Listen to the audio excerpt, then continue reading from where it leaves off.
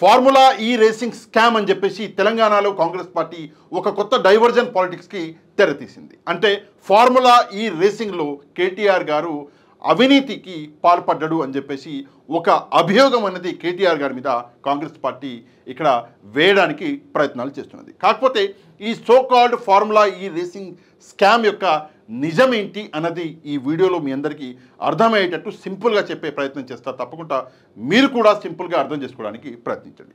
ఈ so called formula ఈ racing స్కామ్లో ముగ్గురు మీద అభియోగాలు మోపబడ్డాయి. అందులో మొదటిగా మనం చూసుకుంటే ఇక్కడ కేటీఆర్ గారు ఉన్నారు. కేటీఆర్ గారి మీద ముఖ్యంగా అభియోగాలు ఉన్నాయి. అదే కాకుండా ఐఏఎస్ ఆఫీసర్ అరవింద్ గారి మీద అభియోగాలు ఉన్నాయి. అదే కాకుండా చీఫ్ ఇంజనీర్ బిఎల్ఎన్ రెడ్డి గారు, ఈయన హెచ్ఎండిఏలో ఉన్నారు, ఈయన మీద కూడా అభియోగాలు మోపబడ్డాయి. కాకపోతే కేటీఆర్ గారి మీద కొన్ని నాన్ బెయిలబుల్ సెక్షన్లు కూడా పెట్టడం జరిగింది. ముందుగా అభియోగాలు ఏంటి, దాని తర్వాత సెక్షన్ ఏంటి మనం ఇక్కడ చూద్దాం. అభియోగాలు ఏంటంటే కేటీఆర్ గారు ఇక్కడ మనం చూసుకుంటే క్యాబినెట్ అనుమతి లేకుండా లేదా ఆర్థిక శాఖ అనుమతి లేకుండా 45 కోట్ల రూపాయలు విదేశీ కంపెనీకి పంపించిండు డైరెక్ట్గా అని చెప్పేసి ఈయన మీద 45 కోట్ల రూపాయల ఇక్కడ అభియోగం అన్నది కేటీఆర్ గారి మీద మోపుతున్నది కాంగ్రెస్ పార్టీ. ఇది నెక్స్ట్ మనం చూసుకుంటే ఈయన ఎవరైతే ఈయన మన ఐఏఎస్ ఆఫీసర్ అరవింద్ గారు ఉన్నారో ఈయన మీద అభియోగం ఏంటంటే మౌలిక ఆదేశాలతో, అంటే మనం కేటీఆర్ గారు ఇచ్చినటువంటి మౌలిక ఆదేశాలతో ఆర్బీఐ రూల్స్ ఫాలో కాకుండా నగదును డైరెక్ట్గా బదిలీ చేయడం వల్ల 8 కోట్ల రూపాయలకు పైన అదనంగా భారం పడ్డది అని చెప్పేసి ఈయన మీద అభియోగం అన్నది మోపబడ్డది. ఇదే అభియోగం ఈ 8 కోట్ల రూపాయలది కేటీఆర్ గారి మీద కూడా మోపడం అన్నది జరిగింది. ఇది వీళ్ళిద్దరి మీద ఉన్నటువంటి అభియోగాలు. ఇక పాపం చీఫ్ ఇంజనీర్ మన బిఎల్ఎన్ రెడ్డి గారు ఏం పాపం చేసిండే అంటే ఈయన చేసిన పాపం ఏంటంటే 10 కోట్ల రూపాయలకి పైగా ఏదైనా ట్రాన్సాక్షన్లు ఉంటే, చెల్లింపులు ఉంటే కొంతమంది గ్రూప్ ఆఫ్ మినిస్టర్ల యొక్క అనుమతిని తీసుకోవాలి, అది రూల్ బుక్, అంటే ఈ రూల్ని ఈయన ఫాలో అవ్వలేదు అని చెప్పేసి ఆ 10 కోట్ల రూపాయలకి పైన అనుమతి తీసుకోలేదు అని చెప్పేసి ఈయన మీద అభియోగం అన్నది ఇక్కడ ఉన్నది. ఇది వీళ్ళు ముగ్గురు మీద ఉన్నటువంటి అభియోగాలు. దీనికి సంబంధించి ఇది ఒక పెద్ద స్కామ్ అని, దీని మీద ఏసీబీ యాంటీ కరప్షన్ బ్యూరో వాళ్ళు ఒక ఎఫ్ఐఆర్ కూడా చేర్చడం జరిగింది. ఆ ఎఫ్ఐఆర్లో కొన్ని సెక్షన్లు, కొన్ని నాన్ బెయిలబుల్ సెక్షన్లు కేటీఆర్ గారి మీద పెట్టడం జరిగింది. ఇక ఏంటా సెక్షన్లు నేను డీటెయిల్గా మీకు చెప్తా, కొంచెం అర్థం చేసుకోవడానికి ప్రయత్నించండి. ముందుగా ఏంటా సెక్షన్లు అంటే ప్రివెన్షన్ ఆఫ్ కరప్షన్ యాక్ట్ మనం చూసుకుంటే ఇక్కడ ప్రివెన్షన్ ఆఫ్ కరప్షన్ యాక్ట్లో మనకు ఇక్కడ ముందుగా వీళ్ళు పెట్టినటువంటి సెక్షన్ వచ్చేసి 13(1)(a) ఇది ఒక సెక్షన్ పెట్టిర్రు. రెండోది 13(2).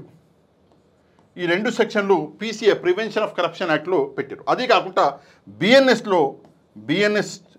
చట్టంలో వీళ్ళు పెట్టినటువంటి ఇక్కడ 2 సెక్షన్లు పెట్టిర్రు. అది 409 ఒక సెక్షను, 120 ఏమంటారు 409 ఒక సెక్షను, 120B ఇంకో సెక్షను, 120B ఇంకో సెక్షన్. ఈ టోటల్గా మనం చూసుకుంటే కేటీఆర్ గారి మీద పెట్టినటువంటి సెక్షన్లు ఏంటి అంటే ఈ 4 సెక్షన్లలో ముఖ్యంగా కేటీఆర్ గారి మీద అభియోగాలు మోపబడ్డాయి.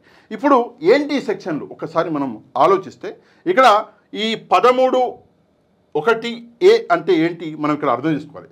ప్రజాప్రతినిధి తన స్వప్రయోజనాల కోసం ప్రజాధనాన్ని దుర్వినియోగం చేయడము లేదా తన ఆధీనంలోని వారికి లబ్ధి చేకూర్చడం, అంటే ఆయన తన పవర్స్ని మిస్యూజ్ చేసిండు అని చెప్పేసి ఇక్కడ చెప్పే ప్రయత్నం అనేది జరుగుతున్నది. ఇది ఆ సెక్షన్. ఇక్కడ 13(2) సెక్షన్ ఏంటి అంటే ప్రజాప్రతినిధి నేరాలకు పాల్పడము అని చెప్పేసి ఈ సెక్షన్ చెప్తున్నది. ఇక బిఎన్ఎస్లో కూడా 2 సెక్షన్లు పెట్టారు. ఇక్కడ ముందుగా 409 అంటే ఏంటి అంటే ఆస్తుల్ని సంరక్షించవలసిన ప్రజాప్రతినిధి తనపై ఉన్న నమ్మకాన్ని వమ్ము చేయడము అని చెప్పేసి ఇక్కడ 409 చెప్తున్నది. అదిగాక 120B ఏం చెప్తున్నది అంటే చట్టవిరుద్ధమైన పని చేసేందుకు కుట్ర పన్నడము అని చెప్పేసి ఈ 4 సెక్షన్లు కేటీఆర్ గారి మీద పెట్టడం జరిగింది. ఇది నిజంగా ఘోరం. ఎందుకంటే ఇందులో కొన్ని సెక్షన్లు నాన్ బెయిలబుల్ సెక్షన్లు కూడా ఉన్నాయి. కేటీఆర్ గారిని డైరెక్ట్గా అరెస్ట్ చేసే ప్రొవిజన్ కూడా ప్రస్తుతం కనిపిస్తున్నది. కాకపోతే ఎప్పుడు చేస్తారో తెలియదు. ఈరోజు కూడా అసెంబ్లీ సెషన్లు జరుగుతున్నాయి. అసెంబ్లీ సెషన్లు జరగడానికి కొద్దిసేపటి ముందు ఇక్కడ మన బీఆర్ఎస్ పార్టీ ఒక రిక్వెస్ట్ అనేది పెట్టడం జరిగింది. ఏమని అంటే ఈ మ్యాటర్ మీద, ఈ సో కాల్డ్ ఫార్ములా ఈ రేసింగ్ మీద అసెంబ్లీలో చర్చించాలి అని చెప్పేసి వాళ్ళు ఒక రిక్వెస్ట్ కూడా పెట్టారు. మరి చర్చిస్తారా లేదా అన్నది అది చూడాలి. ఇక ఇందులో కాంగ్రెస్ పార్టీ మోపినటువంటి అభియోగాలు ఇవి. అసలు నిజమేంటి? ఇక్కడ చాలా ఇంపార్టెంట్ విషయం ఏంటంటే అసలు నిజం గురించి కూడా మనము తప్పకుండా మాట్లాడుకోవాలి. కాబట్టి అసలు నిజం ఏంటి మనం ఇక్కడ చూడాలి. ఫార్ములా ఈ రేసింగ్ అన్నది 2022లో అంటే దీనికి ఆద్యం అన్నది పోషిండు కేటీఆర్ గారు.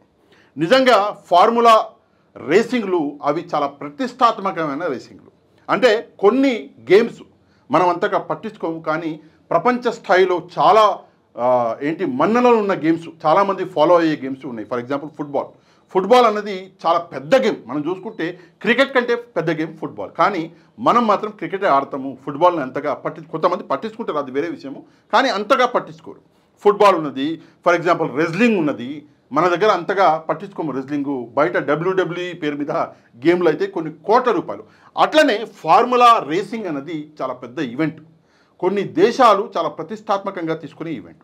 అట్లాంటి ఈవెంటు తెలంగాణకి వచ్చి హైదరాబాద్కి వస్తే హైదరాబాద్కి ఒక పేరు వస్తుంది అన్న ఒక నమ్మకంతో కేటీఆర్ గారు చాలా సంవత్సరాలు కష్టపడి ఆ ఫార్ములా రేసింగ్ని తీసుకొచ్చాడు. అయితే 2022 మనందరికీ తెలుసు రేసింగ్ జరిగింది. అప్పుడు మొదటిసారి అంటే ఏదైతే అగ్రిమెంట్ జరిగిందో అది 4 సంవత్సరాలకు జరిగింది.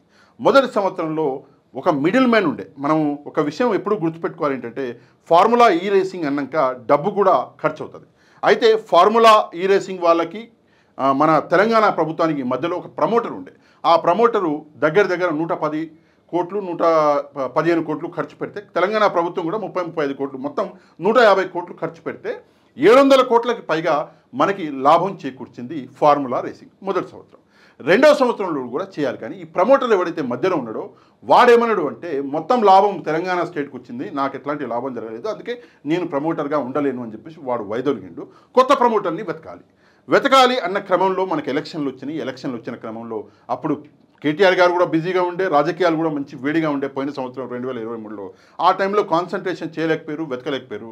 ఆ టైంలో ఈ ఫార్ములా ఈ రేసింగ్ అనేది చేజారే టైంలో కేటీఆర్ గారు ఏం చేశారు అంటే లేదు ఇది చేజారితే తెలంగాణకు ఒక చెడ్డ పేరు వస్తుంది, తెలంగాణకి కాదు భారతదేశానికి ఒక చెడ్డ పేరు వస్తుంది అని చెప్పేసి ఆయన డైరెక్ట్గా హెచ్ఎండిఏ నుంచి సగం అమౌంట్ అంటే దగ్గర 55 కోట్లు పంపాలి అని చెప్పేసి 2 విడతల్లో ఆ అమౌంట్ని పంపించడం జరిగింది. తర్వాత ప్రమోటర్ని వెతికి ప్రమోటర్ దగ్గర నుంచి డబ్బులు తీసుకుని మళ్ళీ హెచ్ఎండిఏకి ఇచ్చేద్దామని చెప్పేసి అట్లా ఆలోచించిన ఆయన. ఎందుకంటే తెలంగాణకి చెడ్డ పేరు రాకూడదని. ఇక్కడ ఒక వింత విషయం ఏంటి, ఇది జరిగినటువంటి విషయం. ఈ సగం డబ్బులు కేటీఆర్ గారు మొత్తం పంపించేసిన తర్వాత మిగతా సగం డబ్బులు ప్రభుత్వం మారింది, కొత్త ప్రభుత్వం పంపించేసి ఉంటే ఫార్ములా ఈ రేసింగ్ అనేది కంటిన్యూ అయ్యేది తెలంగాణలో, అంటే హైదరాబాద్లో. కానీ కొత్త ప్రభుత్వం పంపించకుండా ఏం చేసింది అంటే ఈ కుట్రకి తెరతీసింది. కేటీఆర్ గారు ఏదో అవినీతి చేసిండు అని చెప్పేసి. ఇక్కడ ఒక్క విషయం సామాన్యుడికి కూడా అర్థం కాని విషయం ఏంటంటే ఎప్పుడైనా సరే అవినీతి నిరోధక శాఖ, యాంటీ కరప్షన్ బ్యూరో ఏసీబీ అంటే అవినీతి జరిగితే నిరోధక శాఖ అనేది రావాలి. కానీ ఇక్కడ అవినీతి ఎక్కడ జరిగింది? ఒకటి, ఉన్న డబ్బు హెచ్ఎండిఏ అకౌంట్ నుంచి డైరెక్ట్గా ఫార్ములా ఈ రేసింగ్ వాళ్ళకి వెళ్ళింది, అంటే రేసింగ్కి సంబంధించిన వాళ్ళకి వెళ్ళినటువంటి రిసిప్ట్లు ఉన్నాయి. అవును మాకు చేరింది అని చెప్పేసి వాళ్ళు కూడా ఒక మెయిల్ పంపించారు. అంటే డబ్బు ఇక్కడి నుంచి వెళ్ళి అక్కడికి చేరింది. అంటే మధ్యలో అవినీతి ఎక్కడ జరిగింది? సరే, దాన్ని నిలబెట్టుకోలేకపోయింది కొత్తగా వచ్చిన ప్రభుత్వము, దాన్ని నిలబెట్టుకుని ఉంటే బాగుండేది. ఆ తప్పు కొత్తగా వచ్చిన ప్రభుత్వానిది. కానీ అందులో కేటీఆర్ గారి తప్పి ఉందో అసలు అర్థం కావట్లేదు. అసలు ఏసీబీ రోల్ ఏముందో అది కూడా అర్థం కావట్లేదు. నిజంగా దీని మీద ఎంక్వైరీ చేయాలంటే మీరు సిఐడికి ఇవ్వండి. స్టేట్లో సిఐడి అని ఉన్నది, సిఐడికి ఇవ్వండి, ఓకే. కానీ ఏసీబీకి ఇస్తే సామాన్యుడు 10వ తరగతి కూడా చదువుకుని వాడికి కూడా అర్థం కావట్లేదు ఏసీబీ ఇక్కడ ఏం చేస్తుంది. కరప్షన్ జరగలేదు. ఇది నిజంగా దారుణం. ఎందుకు దారుణం అంటున్నంటే కొంతమంది నాయకులు కరప్షన్ జరగలేదు అని చెప్పేసి డైరెక్ట్గా చెప్తున్నటువంటి పరిస్థితులు కూడా మనం చూస్తున్నాం. కానీ కొంతమంది మాత్రం లేదు ఏసీబీ కరప్షన్ జరిగింది అని చెప్పేసి కూడా మళ్ళీ చెప్తున్నటువంటి విశేషం. ఇక్కడ ఒక నాయకుడి గురించి మనము ఇక్కడ చూడాలండి. ఇక్కడికి వస్తే ఒకసారి ఇక్కడ మనం ఒక నాయకుడి గురించి మనం మాట్లాడాలి. ఈయన ఆ నాయకుడు. ఈయన ఏం చెప్తుండో ఒకసారి చూడండి. మేము పంపిన బ్యాంకు నుంచి ఎన్నికల కోడ్ వచ్చిన తర్వాత మా డబ్బు మేము పంపినాం బ్యాంకు నుంచి, డబ్బు అక్కడికే పంపినాం, అక్కడ అడ్రస్ కూడా ఉందంటే మేమేం డబ్బు పంపలేదని అంటలేం, డబ్బు పంపింది ఇండియన్ ఓవర్సీస్ బ్యాంక్ అనేది తెలుసు, పంపింది అక్కడికే అని తెలుసు లండన్ కు. కానీ పంపిన విధానం సొంతంగా ఈ రాష్ట్ర ప్రజాస్వామ్యంలో ప్రజాస్వామ్య విలువలకు సంబంధించి చట్టబద్ధంగా తీసుకోవాల్సిన అనేక అంశాలకు సంబంధించి వాటిని పక్కన పెట్టి ఈరోజు మీరు తీసుకున్న నిర్ణయం వల్ల నేను ఒకటే విషయం చెప్తున్నా. నేను అసలు పొన్నం గారిని పొగడాలి. ఎందుకు పొగడాలంటే ఆయన అమాయకత్వము నిజంగా చాలా అమాయకుడు. పొన్నం గారు చాలా అమాయకుడు. వీళ్ళు ఏమంటున్నారు, పొన్నం గారు ఏమంటున్నారు పొన్నం గారు అంటే పంపించిన మాట నిజమే, అక్కడికి వెళ్ళింది అన్న మాట కూడా నిజమే. అంటే పొన్నం గారు కరప్షన్ జరగలేదు అని చెప్పేసి ఒప్పుకున్నాడు, ఆయనే ఒప్పుకున్నాడు. సరే, ఎలక్షన్ కోడ్ ఉండే ఎలక్షన్ కోడ్లో పంపించినామంటే నేను కాంగ్రెస్ పార్టీకి పొన్నం గారికి ఈ కుట్ర ఎవరైతే చేస్తున్నారో వాళ్ళకు ఒక చిన్న అడ్వైజ్ ఇస్తాను. ఏంటంటే ఈ విషయాన్ని మీరు ఎలక్షన్ ఏదైతే జరిగిందో మనకి ఈసీకి పంపండి, ఎలక్షన్ కమిషన్కి పంపండి. అదే ఇంపార్టెంట్. ఎలక్షన్ కమిషన్కి మీరు పంపిస్తేనే వాళ్ళు ఎలక్షన్లలో ఇట్లా చేయకూడదు మీరు చేసిర్రు అని చెప్పేసి ఒక అభియోగం మోపితే వాళ్ళు ఈసీ అన్నది ఎలక్షన్ కమిషన్ ఆఫ్ ఇండియా అన్నది దీని మీద ఎంక్వైరీ చేసి వాళ్ళు ఏం చేయాలో చేస్తారు. కానీ ఇక్కడ ఏసీబీది ఎక్కడుంది రోలు నాకు అర్థం కావట్లేదు. ఎందుకంటే ఒక మంత్రి ఒప్పుకుంటున్నాడు, అవును నువ్వు ఇంచి డబ్బులు పంపించవు, ఆడికి డబ్బులు వెళ్ళినాయి అని చెప్పేసి ఒప్పుకుంటున్నప్పుడు కేల్కతం దుకాణం అయిపోయా, ఇంకేముంది ఆడ, మంత్రి ఒప్పుకున్నాడు. ఇది కాకుండా ఫార్ములా ఈ రేసింగ్ వల్ల జరిగినటువంటి లాభం ఏంటో ఒకసారి మనం ఇక్కడ గుర్తు చేసుకోవాలి. నిజంగా ఫార్ములా ఈ రేసింగ్ వల్ల జరిగినటువంటి లాభం ఏంటి ఇక్కడ చూడండి. నమస్తే India. I would like to convey my hearty congratulations to Mr. K.T. Ramarao garu and Mr. Anil Gopi Chalmasetti. ఎవరు మెగాస్టార్ చిరంజీవి గారు. ఈయన కేటీఆర్ గారిని పొగుడుతున్నాడు. అంటే ఫార్ములా ఈ రేసింగ్ని తీసుకొచ్చిన మొగోడు కేటీఆర్ చాలా మంచి పని చేసినాడు అని చెప్పేసి పొగుడుతున్నాడు. ఎవరు? మెగాస్టార్ గారు స్వయంగా ఆయనే పొగుడుతున్నారు. నెక్స్ట్ మనం చూసుకుంటే I'm proud India is pacing forward in addressing climate change by hosting its first ever Formula E-race. My congratulations to KTR Garu, the government of Telangana and Anil Chalmasetti Garu for this very significant achievement. The Glasgow Hyderabad E-Prix will take... I'm really excited that Hyderabad has made its mark on the world map of motorsports as Formula E comes to India. Hi, Nani garu Formula E World Champion. ఇక్కడ మనందరి Hi everybody, I'm super excited about the Formula E World Championship happening on February 11th in Hyderabad. హీరోలందరూ పొగిడారు. విజయ్ దేవరకొండ గారు. I cannot wait to see this. Hello everyone, my global city Hyderabad is bringing to you some action-packed racing.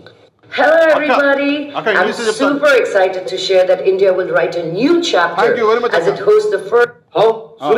सुनो formula ई car racing Hyderabad में बाहर से driver आके बहुत तेज से आते कहते हैं गाड़ियां. Cricketer I am batting for Formula E today as India is hosting its first ever. చూడండి బ్రాహ్మణి గారు, లోకేష్ గారి భార్య గారు, పక్కన మహేష్ బాబు గారి భార్య గారు, ఇద్దరు కూడా ఫార్ములా ఈ రేసింగ్ జోన్కి వచ్చారు. ఇది నిజంగా ఒక పెద్ద అచీవ్మెంట్. ఎవరు ఈ అచీవ్మెంట్ చేసింది అంటే కేటీఆర్ గారు. కష్టపడ్డాడు, అచీవ్మెంట్ అన్నది చేసిండు. కాకపోతే నిన్న ప్రెస్ కాన్ఫరెన్స్లో ఒక మంచి మాట చెప్పింది కేటీఆర్ గారు. ఈ ఫార్ములా ఈ రేసింగ్ని కంటిన్యూ చేసుకుంటూ రాబోయే రోజుల్లో ఎలక్ట్రిక్ వెహికల్స్ అన్నది, ఎలక్ట్రిక్ వెహికల్ లేదా ఎలక్ట్రిక్ ఇది ఎక్కడ అంటే దానికి క్యాపిటల్ హైదరాబాదు. ఇండియాలో ఎలక్ట్రిక్ అనగానే హైదరాబాద్ గుర్తు రావాలి అని చెప్పేసి నేను ఆ ప్లాన్ చేద్దాం అనుకున్నా. అవసరమైతే ఇలాన్ మాస్క్ని తీసుకొద్దాం అనుకున్నా ఇండియాకి, హైదరాబాద్కి. ఇక్కడ ఇలాన్ మాస్క్ ఏదైతే ఆయన కారు ఉందో ఆ కారు ఏదైతే ఇది వర్క్షాప్ ఉందో అది హైదరాబాద్లో పెట్టిద్దాం అనుకున్నా అని చెప్పేసి ఒక మంచి ప్లాన్ అన్నది కేటీఆర్ గారి బుర్రలో ఉండే. కానీ మన దరిద్రం ఏంటంటే కేటీఆర్ గారు బీఆర్ఎస్ పార్టీ ఓడిపోయింది. నిజంగా ఇది చాలా దరిద్రం. ఎందుకు దరిద్రం అంటున్నంటే సంవత్సరం అయింది కాంగ్రెస్ పార్టీ వచ్చి, సంవత్సరంలో కాంగ్రెస్ పార్టీ అంటే కేటీఆర్ గారు ఇలాన్ మాస్క్ లెవెల్కి వెళ్దామని చెప్పేసి తెలంగాణని తీసుకెళ్దామని చెప్పేసి కేటీఆర్ గారు ప్లాన్ చేస్తే కాంగ్రెస్ పార్టీ ఏం చేసింది తెలంగాణ అంటే పాతాళానికి తోసేసింది. ప్రస్తుతము మనం ఏడ బతుకుతున్నాం అంటే 1990-85లో బతుకుతున్నాం. కాంగ్రెస్ పార్టీ వచ్చిన సంవత్సరానికి జరిగినటువంటి ఘనత ఇది. ఇంకో సంవత్సరం ఉంటే మళ్ళీ 50-60కి వెళ్తామో తెలియదు నాకు. కానీ ప్రస్తుతం అయితే తెలంగాణలో పరిస్థితులు దారుణంగా ఉన్నాయి. సరే, ఆ పరిస్థితులని ముఖ్యంగా నేను స్టార్టింగ్లో ఒక విషయం చెప్పిన డైవర్జన్ పాలిటిక్స్ అని. ఇదంతా ఎందుకు ఈ ఫార్ములా ఈ రేసింగు ఈ నాటకాలు ఆ నాటకాలు దేనికి అంటే ముఖ్యంగా వాళ్ళు అంటే కాంగ్రెస్ పార్టీ ఏదైతే 6 హామీలు ఇచ్చిందో 6 కాకుండా 420 420 హామీలు ఏదైతే ఇచ్చిందో ఆ హామీలని ప్రజలు గుర్తు చేసుకోకూడదు అని చెప్పేసి ఎప్పుడు ప్రజల్ని ముఖ్యంగా మీడియాని న్యూస్ పేపర్ని బిజీగా పెట్టాలి. న్యూస్ పేపర్లో ఎన్ని పేజీలు ఉంటాయి, ఆ పేజీలను పెంచలేరు కదా. ఆ పేజీలు నిండుగా వాళ్ళకి ఎప్పుడు న్యూస్ అందిస్తే వాళ్ళు ప్రశ్నించరు కాంగ్రెస్ పార్టీని అని చెప్పేసి ఒక దురుద్దేశంతో కాంగ్రెస్ పార్టీ ఈరోజు ఏదో ఒక డైవర్జన్ ఏదో ఒకటి, ఒకసారేమో అదేదో టెలిఫోన్ ట్యాపింగ్ అంటాడు, ఇంకోసారేమో ఇంకో లగచర్లా అని చెప్పేసి తీసుకెళ్ళి ఎమ్మెల్యేని లోపలేస్తారు, ఇంకోసారి ఇంకోటి అంటారు, ఇంకోసారి ఇంకోటి అంటారు. అంటే ప్రజల్ని మీడియాని బిజీగా పెట్టాలి. ఇదొక్కటే కాంగ్రెస్ పార్టీకి రేవంత్ రెడ్డికి తెచ్చినటువంటి విషయం. కాకపోతే రేవంత్ రెడ్డి ఒక విషయం మర్చిపోతున్నాడు. ఏంటంటే రాజకీయ భవిష్యత్తు, ఒక మనిషి యొక్క రాజకీయ భవిష్యత్తు క్రెడిబిలిటీ అన్నది ఆ మనిషి యొక్క మాట మీద ఉంటుంది. కేసీఆర్ ఫర్ ఎగ్జాంపుల్, రాజశేఖర రెడ్డి గారు ఫర్ ఎగ్జాంపుల్, వీళ్ళు ఇచ్చినటువంటి మాట కోసం ప్రాణాలు అర్పించారు. అట్లాంటి వ్యక్తులు, ప్రాణాలు అర్పించడానికి సిద్ధంగా ఉన్నటువంటి వ్యక్తులు, ఇట్లాంటి వ్యక్తులు మనం చూసినాం. ఎన్టీఆర్ గారు ఎప్పుడు ఎవరు తీసుకురానటువంటి సంక్షేమాలు ప్రజలకు అసలు తెలియదు. అమ్మ రూపాయికి 2 రూపాయలకి బియ్యం ఇవ్వాలి అన్న ఒక కాన్సెప్టు ఎవరికి తెలియదు. అప్పుడు ఎన్టీఆర్ గారు తీసుకొచ్చారు. నిజంగా ఇది గ్రేటెస్ట్ కాన్సెప్ట్. అట్లాంటి వాళ్ళు ప్రజల మనసులో ఎప్పుడు బతుకుంటారు. ఇట్లాంటి చిల్లరగాళ్ళు వస్తారు, 5 ఏళ్ళు మంచిగా సంపాదించుకుంటారు రియల్ ఎస్టేట్లలో, దాని తర్వాత కనుమరుగైపోతుంది. దాని తర్వాత ఎమ్మెల్యేగా కూడా గెలవలేని పరిస్థితుల్లో ఉంటాయి. యాన్నో లండన్కో ఇంగ్లాండ్కో పోయి ఆడ బత్తరు, ప్రజల సొమ్ము మొత్తం ఈడ మొత్తం వేసుకొని లండన్కో ఇంగ్లాండ్కో పారిపోతారు, ఆడ బత్తరు జీవనం. ఈడ పాలిటిక్స్లో మాత్రం ఉండలేరు, అందులో ఎట్లాంటి సందేహం లేదు. ఈ విషయం మీద తప్పకుండా మీరందరూ స్పందించాలి. ఎందుకు స్పందించాలంటే ఒక మంచి నాయకుడు కేటీఆర్ అనే వ్యక్తి ఒక మంచి నాయకుడు, ఆ వ్యక్తి మీద బురద జల్లే ప్రయత్నం జరుగుతున్నది కాబట్టి మనం అందరం ఈ విషయం మీద స్పందించాలి. తప్పకుండా మీరు కింద కమెంట్ చేయండి. ఎవరైతే మన ఛానల్ సబ్స్క్రైబ్ చేసుకోలేదో తప్పకుండా ఛానల్ సబ్స్క్రైబ్ చేసుకోండి. నెక్స్ట్ వీడియోలో మళ్ళీ కలుద్దాం. అంతవరకు థ్యాంక్ యూ వెరీ మచ్. జై హింద్.